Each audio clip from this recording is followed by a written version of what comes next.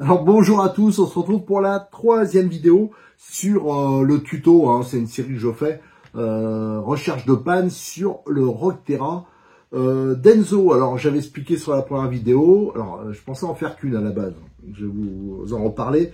Il m'avait amené sa voiture parce qu'il ne trouvait pas la panne, il avait changé des trucs bidouillés, tout ça, il ne trouvait pas. Et c'est vrai que quand j'ai eu la voiture entre les mains, c'était pas évident, j'avais bloqué sortie de pont pour voir si ça craquait, tout ça, je voyais rien. Alors des fois, on n'arrive pas à la main, mais quand on roule, ben, ça arrive, les dents arrivent à sauter. Et vous verrez, hein, notamment sur cette vidéo, que effectivement c'était un problème de coupe conique qui saute, mais la plupart du temps, ça aussi on en a parlé, c'est quand même le diff central hein, qui souffre le plus. Donc cette série de vidéos, elle est destinée à vous montrer, faire un tuto, recherche de panne, l'entretien, et aussi vous montrer toutes les erreurs, on le verra lors du bilan, qu'il faut pas faire, parce que sur sa voiture, il y a plein de petites choses qui n'allaient pas, et cumulées, ben, ça fait quand même des soucis, et quand on fait de l'ERC, faut vraiment s'appliquer. Et à la fin, bien sûr, de cette vidéo, je lui fais une petite liste de toutes les choses qui lui restent à faire. Et il y a quand même du taf, hein, parce que la voiture, elle a beaucoup roulé. Il y a des pièces qui sont pas montées au bon endroit, des pièces qui sont pas conformes. Enfin voilà, il y a pas mal de choses. Allez, je précise que cette vidéo-là, cette introduction, je l'ai fait une fois que j'avais tout fini. Là, la voiture, elle marche, hein, il n'a plus qu'à la récupérer. Et c'est simplement que quand j'ai commencé à monter les vidéos, je me suis aperçu que c'était beaucoup trop long. Moi, j'arrive pas à faire compact. Et surtout, il se rajoutait sans arrêt des choses. Voilà, c'est pour ça qu'il y a cette troisième vidéo. Allez, on réattaque cette série tuto, entretien, révision du Rockterra d'Enzo. Alors, je voulais vous filmer le premier essai. J'ai dit, tiens, je branche la batterie. J'ai voulu voir à l'extérieur, hein, sur le goudron, comment ça marchait. Je fais une petite ligne droite. Bon, j'ai vite compris. Hein. C'est pas la peine que je continue plus longtemps. La voiture, elle roule, il n'y a pas de problème. Mais ça craque, mais un truc de fou. Et il y a un craquement de transmission. Alors, ça me fait penser, style, à un coupe conique qui saute. Hein. Les dents d'un coupe conique qui saute. Parce que la voiture, on voit qu'elle tire. Hein. Oh, je suis dégoûté parce que... Alors, moi, j'étais persuadé au début que c'était le central. Bon, de toute façon, le central, c'était toujours mieux de le changer. L'arrière, je vois pas, franchement, j'ai bien vérifié l'arrière. Je vois pas le souci. Donc, en fin de compte, c'est le moins probable qui doit poser problème, c'est l'avant. Et j'avais parlé à l'avant quand j'ai remonté le pare-choc, tout ça, je vous ai dit, les vis, elles étaient à moitié foirées de la cellule, que ça serait bien de façon peut-être de la changer, parce que bien sûr, on peut pas le fermer correctement. Est-ce que ça serait pas ça? Vu que c'est foiré, peut-être que... Donc ça veut dire que ça va m'obliger à redémonter tout l'avant, ouais, parce que ça, c'est vrai que c'est pas le plus accessible, hein, cette partie-là. J'avoue que là, je suis un peu dégoûté. Alors, comme j'ai plein d'autres trucs, là, je vais être obligé de la mettre un peu en stand-by, la voiture. Donc, je reprendrai, quand je reprendrai la vidéo, j'aurai, je vais pas vous le montrer, hein, parce que enfin que j'accélère, j'aurai tout redémonté l'avant pour accéder au différentiel. Mais là, je suis dégoûté. Voilà. Allez, on se retrouve bientôt. Hein. Je vais continuer sur cette vidéo. Mais je vais laisser passer quelques jours. Donc j'ai démonté le train avant. D'ailleurs, c'est une bonne chose que je me rappelais pas, à vrai dire, exactement comment c'était. Hein. J'en ai démonté plusieurs fois des voitures, mais généralement on démonte plutôt à l'arrière, le centre. L'avant, c'est vraiment rare. Hein. Sur mes voitures, j'ai jamais démonté. D'ailleurs, on le fera un peu plus tard. Faut que je fasse l'entretien. Et j'en profite pour faire quelques remarques. Hein. J'en parlais l'autre fois avec Stéphane Matteo, hein, donc qui est chez iModel, Obitech. C'est sorti, voilà. Et je lui disais que voilà, on parlait d'une future version d'évolution du Rogue, hein, apparemment c'est envisagé. Alors moi je lui disais mes souhaits, hein, notamment sur l'augmentation de l'empattement. Ça c'est pour avoir une voiture plus facile à piloter, hein, parce que je pense qu'il faut un peu s'éloigner de la vision bash, voilà, pour faire des sauts, des trucs comme ça. De toute façon, toutes les bagnoles, elles pèteront, elles s'abîment. Là, c'est vraiment pour ceux qui ont les moyens de payer la pièce, que bien sûr, il y a de l'usure. Mais je parle de ceux qui ont plutôt une utilisation pour rouler dans le chemin, pour rouler éventuellement sur un circuit, pour rouler, voilà. Là, avec le rallongement de l'empattement, la voiture, elle sera plus facile à piloter. Autre chose aussi, moi, je pense qu'il y a beaucoup trop... Alors là, autant l'empattement, c'est surtout un châssis qu'il faudrait faire le cardan, le reste, ça bougerait pas, je pense. L'autre petit truc, c'est au niveau de l'angle. Justement, ils ont fait ça pour le bash, pour les sauts. Ils ont mis un angle de chasse, mais monstrueux. Je sais pas, il fait 42. Enfin, je sais pas combien de degrés il fait, mais il est monstrueux. Pour moi, il est beaucoup trop important. Donc, ça donne une géométrie un peu bizarre à l'avant. Là aussi, ça joue sur le comportement de la voiture et aussi un peu sur l'usure, hein, tout ce qui est noix de cardan, parce que bien sûr, ça prend un angle pas possible. Là, bien sûr que si vous voulez modifier l'angle, ça imposerait beaucoup plus de changements au niveau des pièces, notamment au niveau de la cellule avant. Mais s'il y avait ça de fait, je pense que la voiture, elle serait transfigurée. Il y a aussi le châssis, et ça on en reparlera quand je ferai la préparation de nos voitures à nous, hein. Parce que je vais tester des choses au niveau du châssis, au niveau, on a déjà parlé, sous la noix de différentiel centrale, je pense qu'il n'y a pas assez d'espace. Voilà. Alors là, on voit bien le système de direction, hein. J'ai démonté les biellettes directement là. Il avait mis donc les vis sans tête comme moi, sauf qu'il n'avait pas mis les écrous. Bon, à la limite, bon, ça va à peu près, mais voilà, c'était pas complet le remontage. Je mets de côté, donc notre train avant, il est comme ça. Donc c'est particulier, hein, c'est pas une cellule comme on voit d'habitude. Donc comme il y a un angle de chasse énorme, regardez, si je mets à plat là, vous avez un angle qui correspond à peu près à l'angle de chasse devant de la noix, hein, de la sortie là. Et vous voyez que ça donne quelque chose qui est très particulier. Et le fait que ça soit avec cet angle-là, on voit que ça bouffe beaucoup plus la noix de cardan. Alors sa voiture, hein, je précise, elle a quand même beaucoup roulé. Donc en fin de compte, ça je m'y attendais pas, mais ça sollicite beaucoup cette noix-là. D'ailleurs, regardez. Attendez, je vais faire un gros plan. Regardez. Hop, voilà. Si on prend la noix, on voit qu'elle se trimballe pas mal. Donc il y a un problème de roulement, enfin il y a un souci à ce niveau-là. Alors là, pour accéder au différentiel, d'ailleurs, regardez au niveau de l'usure des noix, on voit la noix qui est ici, elle est comme neuve. Celle qui est ici, elle est vraiment pas mal usée. Alors là, c'est quand même assez étonnant. Là, j'avoue que je comprends pas pourquoi. D'un côté, c'est usé, de l'autre côté, ça l'est pas. Au niveau, là, on voit vraiment que la voiture a beaucoup roulé. Regardez, les jeux, là. Donc là, comme les triangles sont assez longs, ben, à l'extrémité, hein, ça se répercute. Et bien sûr, tout bouge. Voilà, donc c'est pour vous dire que c'est quand même une voiture qui est un peu usée. Allez, je vais démonter les 3 vis. On va retirer le couvercle. Et là, on va accéder au diff et au pignon d'attaque. On va pouvoir voir s'il y a un problème de pignon. Moi j'ai l'impression, de la façon que c'est fait, que ça sautait les dents au niveau du coupe conique. Je pense pas que le diff soit cassé. On va voir. J'ai retiré les 3 vis. Hein, j'ai pas ouvert. Hein, on va le découvrir ensemble. Hop, on ouvre. Ah bah déjà on voit des toutes petites particules de métal. Ah là là, ouais, ça sautait. Ouais, bah c'est ça. C'est les dents qui sautaient. Donc ça va falloir trouver pourquoi. Alors moi, ce qui m'étonne, c'est le jeu qu'il y a ici. Regardez. Comme si... Ah non, mais à moins que ça soit desserré, là. Mais qu'est-ce que c'est, ce truc-là? Là, je comprends pas ce qui a pu se passer. Ou alors, il a oublié un roulement. C'est pas possible que ça bouge comme ça. Enfin, bon, le pignon, pourtant, je peux vous assurer qu'ils sont méga solides, hein, ces pignons-là. On voit que c'est ça qui a sauté. Donc, je pense que ce qu'il faudrait... Bon, déjà, je vais démonter ça, bien sûr. On va voir pour changer la noix. On va regarder au niveau du diff. Si je regarde le différentiel, moi, je pense qu'il n'y a pas de souci particulier. Ah, la couronne, elle a un peu pris. Oh là là, ça, c'est embêtant quand même. Elle est pas morte, hein, la couronne, mais ça l'a quand même un tout petit peu marqué. Alors, parce que je vais voir avec lui s'il veut garder ce diff-là, par exemple, en pièces détachées, pour avoir de l'avance, et mettre un diff neuf avec un pignon neuf. Le problème, c'est qu'il va falloir voir si la cellule, elle est toujours en bon état. Donc ça, c'est vraiment le souci. Ça, c'est, je pense que là, il y a eu un problème peut-être d'entretien. Ça s'est bouffé. Je vous l'ai dit, ça, c'est un peu plus sollicité. Mais ce que je comprends pas, c'est que ça bouge comme ça. Alors ça, je vais le démonter. Hein, je vais tout décortiquer, nettoyer. Je vais le faire en photo. Hein, je rappelle qu'à chaque fois, je le rajoute sur le forum. Et je vais l'appeler pour voir ce qu'il veut faire. Voilà, j'ai tout démonté. Alors, on va voir, hein, je vous le remonte de plus près. Regardez la noix, là, qui est bien bectée. Bon, c'est pas mort, mais c'est bien becté, c'est embêtant. Et ce côté-là, elle est comme neuve. Alors, comprenez, hein, voilà.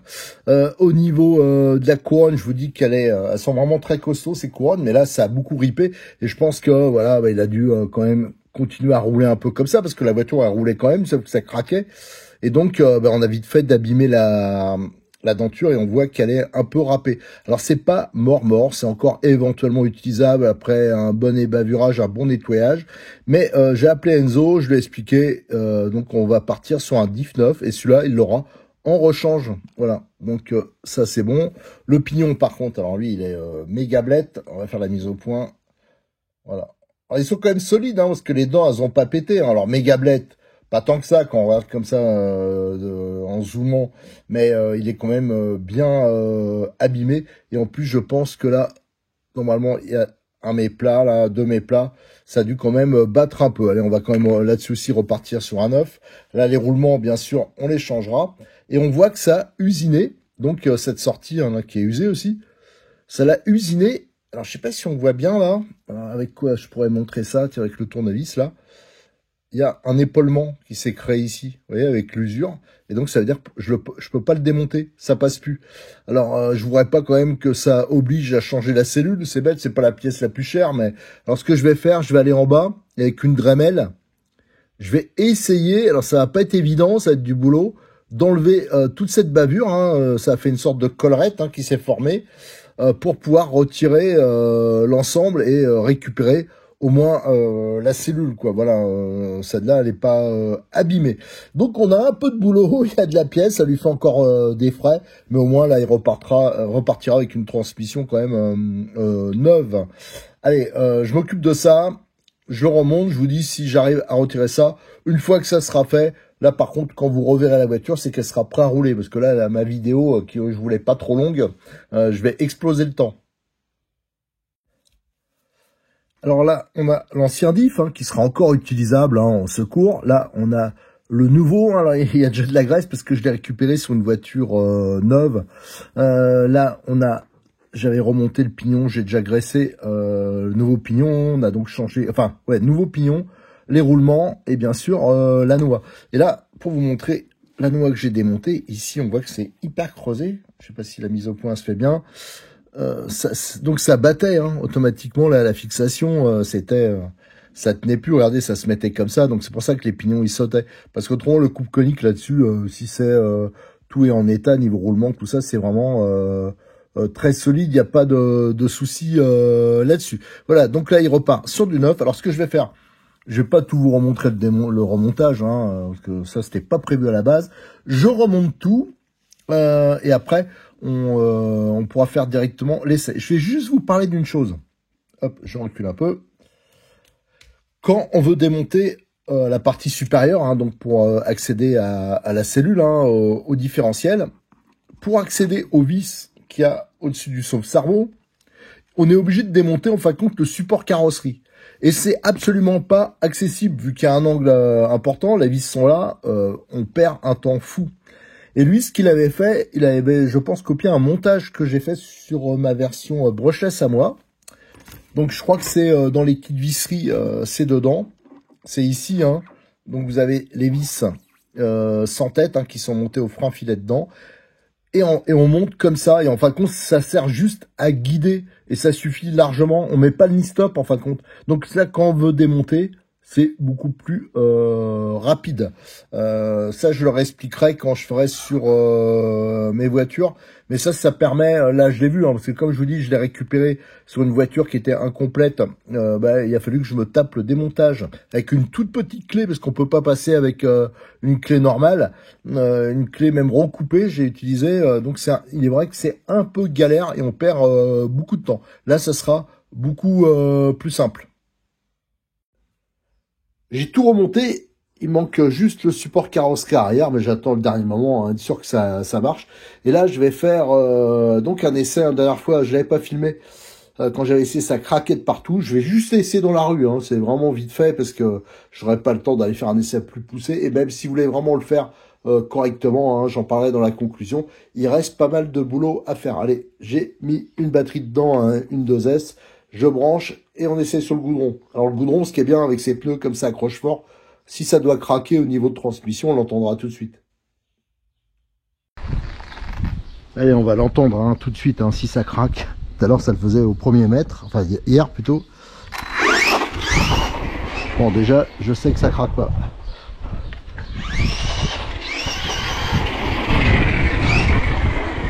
De toute façon, je vais pas insister, hein, c'est juste pour voir. Alors, et même en 2S, hein, ça a tendance à vouloir faire des roues arrière sur le goudron. Voilà, ça. Je fais des grands coups de frein, ça aussi, ça sollicite beaucoup la transmission. Bon, voilà. Donc c'était bien ça, c'était donc à l'avant, hein. Je m'étais un peu planté, même beaucoup, parce que moi je pensais que c'était vraiment central. Allez, je vais pas vous faire tout mon petit essai, hein. Je vais rouler pendant 2-3 minutes là sur le goudron, bien sollicité, voir si c'est bon. Et après je vous ferai ma petite conclusion, et surtout je vais donner les petites consignes à Enzo, parce qu'il reste du boulot à faire. Alors je viens de finir le petit essai, hein. Alors je précise que sur le goudron, comme ça, n'insistez pas trop, parce que là on les massacre, hein, les transmissions, surtout avec des gros pneus comme ça, hein. Et on a vu qu'il y a une certaine inertie à l'accélération, ça on l'a bien constaté aussi lors des premiers essais. Ça c'est à cause des roues. Moi, un montage que je peux vous conseiller, hein, si vous faites du roulage sur circuit, dans des chemins pas trop défoncés, c'est de mettre des roues de short course, hein. Ça, je vous avais fait la démonstration sur une autre vidéo. Alors, on a pu un méga troc, mais par contre, on gagne beaucoup en inertie, hein. On use beaucoup moins la voiture, et franchement, ça tient super bien la route. Je l'avais aussi transformé style buggy 1/8 avec des adaptateurs. Ça, j'ai fait plein de choses avec cette voiture. Moi, je vous conseille vraiment. Ces roues, elles sont très bien, elles sont quasiment inusables, tout ça, mais pour moi, c'est vraiment le défaut de la voiture, c'est beaucoup trop lourd. Alors que sur la version charbon, c'est des roues qui sont plus légères, mais qui malheureusement ne montent pas sur cette voiture. Sur le modèle Brochet, ça j'avais déjà dit, c'est à cause des étriers qui sont beaucoup plus balèzes. Voilà, donc ça rentre pas. Par contre, avec des gens type short course, je vous dis, ça monte impeccable. Alors, donc faites attention à ça, sur le goudron, tout ça, vous allez abîmer la voiture au bout d'un moment. Là, j'ai donc fait les réparations, mais j'ai pas tout fait. Alors Enzo, hein, je sais que tu vas écouter la vidéo, il te reste du taf. Hein. Et surtout, il y a des choses à rectifier. Alors on avait vu, il y avait beaucoup d'erreurs au niveau de la visserie.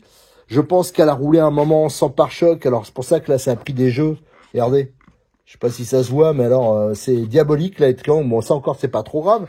Mais surtout, je voyais l'assiette de la voiture. Ici, une méga garde-sol, voilà. Et à l'arrière, regardez, la voiture, elle est par terre. Alors je me dis, c'est bizarre quand même tout. Et en fin de compte, je ne sais pas ce qu'il a trafiqué. À l'arrière, c'est des amortisseurs avant. Alors, regardez la différence. Là, j'ai mis un amortisseur arrière démonté. Et là, un avant. Et regardez la différence de taille. Hein. C'est assez flagrant. Donc ça fait que la voiture, en fin de compte, elle est très levée à l'avant.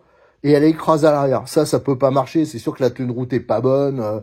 Donc voilà, là aussi, on va abîmer la voiture. Donc à mon avis, il a dû péter un amortisseur, dépanner comme ça. Enfin, je sais pas. Mais en tout cas, c'est pas les bons amortisseurs à l'arrière. On voit que les ressorts, ils sont méga écrasés, que ce soit à l'avant, à l'arrière. Là aussi, j'en avais parlé. Ça, c'est les ressorts avant d'origine. Ça, c'est les ressorts arrière. Moi, je vous conseille de mettre les ressorts, bien sûr, les bons, là, il faudra qu'ils remettent tout bon à l'arrière. Mais les ressorts arrière, faut les mettre aussi à l'avant, en gardant les amortisseurs avant. Hein. Ça, c'est pour... on gagne beaucoup. Hein. Ça, c'est vraiment un gros plus. Et en plus, je crois que ça vaut moins de 5 € la paire d'amortisseurs. Je vous donne la référence. Hein. Toutes les références, j'ai pris chez Cyril, hein, chez Modis 34. C'est ROG 0,62, les ressorts arrière. Alors que si vous avez un Rogue, prenez un jeu de ressorts pour les mettre à l'avant. Ensuite, le truc qui lui manquait, hein, c'est bizarre, il a le kit visserie, mais les tirants, là, ils étaient desserrés, tout ça. Moi, je vous conseille de prendre ce kit tirant, hein, ça j'en ai déjà parlé, les fixations sont beaucoup plus balèzes, c'est beaucoup plus fiable, c'est la référence M1354, hein, voilà, ça j'en ai parlé plein de fois. Vous avez aussi, ça il l'avait, par contre, la fixation pour les amortos. Alors ça, je l'ai modifié. À l'arrière, c'était à peu près bon. Voilà, fixation ni-stop. Là, il avait monté à l'envers. Alors, je l'ai remonté dans ce sens-là. C'est beaucoup plus facile. Donc, avec les ni-stop, je vais changer les vis, là. Ça, c'est la référence M1352. Vous avez tout pour fixer les amortisseurs correctement et de façon beaucoup plus fiable que d'origine. J'avais dit à un moment que j'allais changer les roulements de roues à l'arrière parce que, regardez, ça se trimballe grave. Alors, je l'ai pas fait, ça, je lui laisserai faire, hein, il choisira ce qu'il veut monter, soit des roulements normaux ou soit des roulements renforcés. Je vous donne, moi, la référence des roulements que je vous conseille. Il y a un kit qui existe pour le BXR, si mes souvenirs sont bons, hein. C'est donc des 5X4 renforcés. Donc, c'est à la base des roulements d'embrayage, donc ils sont beaucoup plus balèzes. Et c'est la référence M2003. Il avait monté le kit vis, mais le kit vis, il n'avait pas mis les vis au bon endroit. Regardez bien les vidéos que j'ai fait là-dessus, hein, je dis à chaque fois où vont se mettre les vis. Ça, c'était le kit vis, c'était M1351. Pour les diffs, vous avez un kit aussi, ceux qui cherchent, voilà, qui savent pas trop quoi mettre dans les diffs. Il y a un kit d'huile qui existe aussi, qui s'appelle, la référence, c'est M1396. Là, vous avez les huiles qu'il faut pour mettre là, dans les différentiels. Et pour la version, alors là, c'est spécifique à la version brushless. Dans les roues, là, il y a à peu près, voilà, les mêmes, c'est pas à peu près, c'est les mêmes roulements qu'il y a sur les différentiels. C'est des 15-10-4. Si vous voulez des renforcés, ça existe. Donc, ils sont plus balèzes que ceux d'origine. C'est la référence M114A. Voilà, donc là, on a fait à peu près le tour des choses qu'on peut mettre et qui améliorent la voiture. Donc, je résume. Ce qui va pas, c'est que c'est pas les bons amortisseurs arrière, donc ça marchera jamais. On a changé le central. On a changé l'avant ainsi que le pignon. On a vu, hein, c'était, à mon avis, ça s'est desserré. Les roulements, en plus, ils ont lâché. Je l'ai pas vu sur l'instant, mais quand j'ai pris les photos, que je les ai traitées, hein, tout ça, je vous le mettrai sur RC Mag, ça a même usiné le corps à l'extérieur, tellement que ça avait bougé. Là, moi, j'étais limite changer la cellule parce que les vis, il avait mis des vis trop courtes et donc ça a foiré sur une partie. Donc ça tient moyen. Bon, enfin voilà, ça fait comme ça. Qu'est-ce qu'il y avait d'autre? Là, on a changé les vis parce qu'elles étaient foirées aussi ici. Attention aux clés. On a remis plus ou moins à certains endroits ceux que j'ai démontés, les vis qui vont bien. C'était pas les bonnes. Là, nous avons les fixations. On les a refait parce que là, elles étaient complètement tordues, c'était bidouillé. Donc là, c'est bien adapté pour le 2S. Ce qui te restera à faire, Enzo, hein, c'est refixer l'interrupteur. Hein. Je te laisse quand même bosser. Tiens, je m'aperçois que j'ai oublié 2 vis. Tiens, je vais te remettre les 2 vis. De toute façon, j'avais pas fini. Hein. Il me restait le support carrosserie arrière. Et surtout, il faut que tu fasses une petite platine ici. Voilà, pour protéger déjà les fils. Voilà, parce que autrement, la batterie va frotter dessus. Et surtout, pour pas que ça aille sur frotter sur le cardan central. Là. Ça, c'est important. Hein. De bien ranger les fils, tout ça. Ça, je te laisse le faire. Pour le reste, comme on avait changé la platine en dessous, là, le sabot, je vous rappelle, ainsi que le pare-choc, de les faire bouillir. Ça sera toujours un plus. Au niveau des cardans, j'ai regardé l'usure. Il y avait la noix qui était bien bouffée, mais il faut avouer, autant les cardans, la côté roue, c'est là que ça se bouffe souvent, ils sont plutôt en bon état. Bon, c'est une voiture qui a roulé, qui est en 3S, tout ça.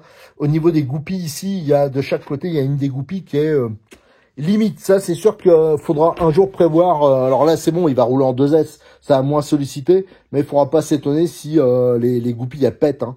Alors, il y en a qui sont doués, qui arrivent à les changer, les goupilles. Autrement, il faut changer carrément les cardans. Donc voilà, il y avait du boulot. La plupart des choses, les problèmes qu'il y a, c'est des problèmes, des petites fautes... je veux dire un peu de débutant, voilà, il a fait peut-être un peu trop vite, des choses comme ça, voilà, donc c'est des choses, quasiment tout, c'était évitable en fin de compte, hein.